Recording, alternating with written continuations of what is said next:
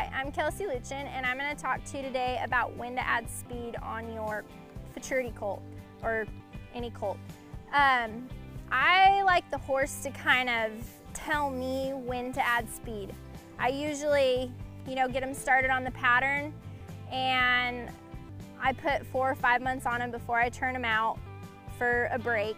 But, when I get to about the 4th month, and if that colt's like pretty solid, where I feel like they can handle it, then I'll go ahead and try to ask them for a little bit more. Usually I've found that when a colt is super confident, they'll kind of try to add it themselves.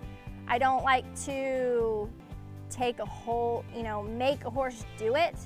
So I'll kind of let them do it themselves. I've found that a lot of mine, when they get that confidence, they'll tell you, and they'll start adding it. But if I get to about that 4 or 5 month mark and I feel like that colt should be kind of stepping up and going a little bit faster and they're not, I'll do other things, like I will go out and maybe find a good patch of dirt out there and go breeze them and kind of get their confidence, because I think a lot of horses just don't know how to run.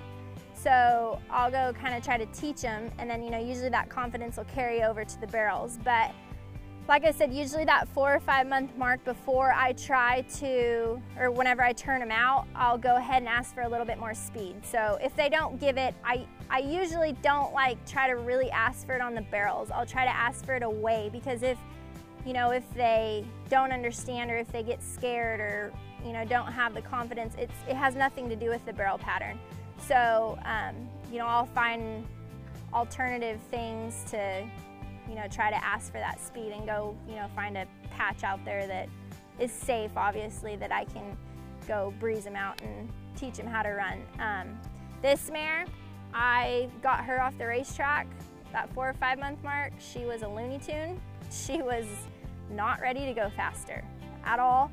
So I just kept her really slow. She was, every once in a while I could kind of let her high lope the barrel pattern, but she'd get hot and she'd crossfire, and she kind of tried too hard. So I kept her really slow. I kept her in my hand, just to keep her confidence up, because I think, she would get hot and kind of lose her confidence.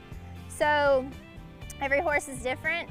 I turned this filly out and brought her back in the spring of her 4-year-old year. She'd completely changed. She was confident in herself.